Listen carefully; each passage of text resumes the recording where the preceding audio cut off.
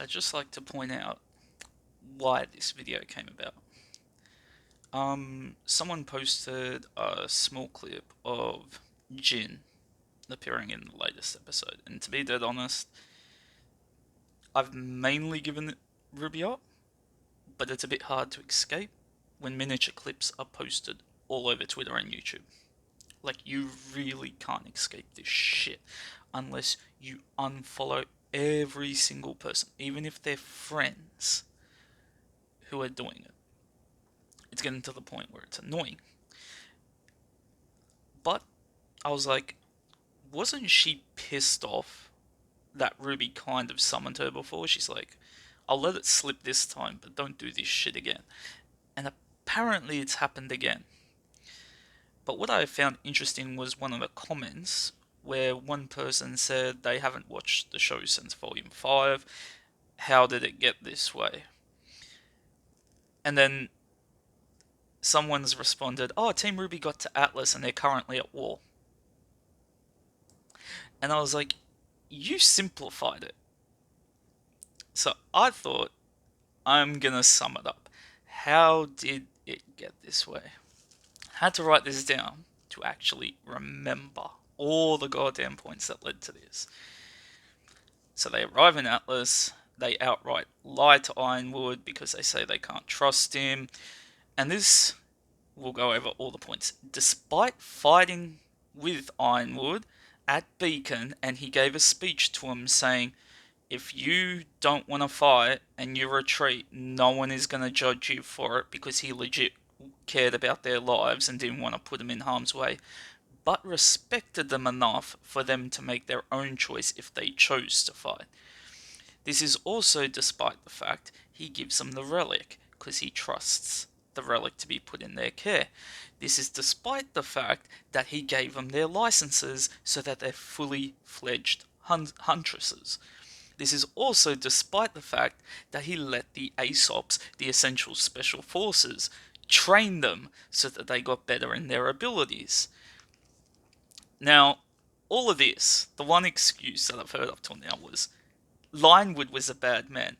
Lionheart, not Lionwood, Lionheart was a bad man. Sorry about that. So because he's a bad man, Ironwood's a bad man, and I'm like, but he'd already fought beside him at Beacon. This is some dumb shit. They'd never met Lionheart before, so there was the possibility that he was an arsehole.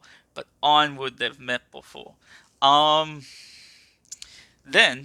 Team Ruby go a step further with this whole excuse that Ironwood could be a bad man, he could be a spy. They openly give Robin secret information without knowing if they can trust her or the possibility that she is a spy. So they act stupid. Then when war breaks out, they all retreat to the Schnee Manor, drink tea, abandon the war, while Ruby says, how did it get this way? Acknowledging that every person with a brain at home is like, it got this way because you're a dumb lying bitch. You triggered all the events that led up to here. If you hadn't done that and worked alongside it and realized that the power of friendship was not going to win this war, that sacrifices had to be made. I mean, just think, how many Atlesian soldiers are now dropping dead? Isn't that a form of sacrifice? Imagine how many lives in general of the Atlesians are now going to die, and possibly Mantle's citizens, because they're under attack as well. So lives are going to be lost anyway. But when Ironwood tried to say, we're going to sacrifice those lives now and save the others guaranteed, he's a bad man. And this all falls on my last point. Blake turns around in the latest episode and apparently says she admires Ruby, and without Ruby she would not have made it through all the hardships that she's suffered before, basically. And yet, this fandom has dubbed Ironwood the bad evil man. And they admire Ruby. Oh yeah, Ruby's so great. Dude, Ruby's not fucking great to the point that even Yang turned around and said, you're a dumb shit, you fucked up. And now Yang is doing technically more than Ruby's doing with Jean and Ren of all people. But apparently someone told me.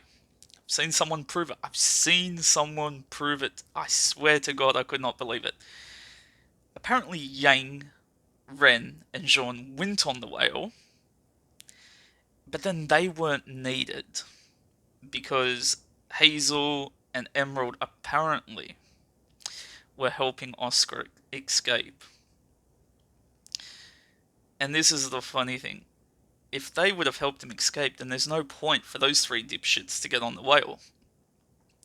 So they're there to walk on the whale and then walk off the whale. They don't actually accomplish anything on the whale.